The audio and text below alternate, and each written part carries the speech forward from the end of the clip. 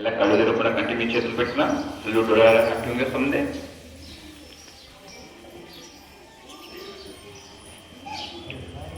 మెల్ల తిరుగుతాం. గమనించండి ఏమనిపిస్తుందో, గమనించండి. బాగా కావాలి तुमच्या तुम्ही बरं का.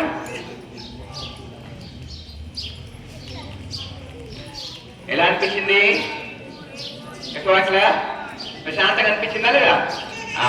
ఇక్కడ ప్రశాంతత ఉందంటే తనలో పోతేనే ప్రశాంతత ఉంది, బయట ఎక్కడ లేదు.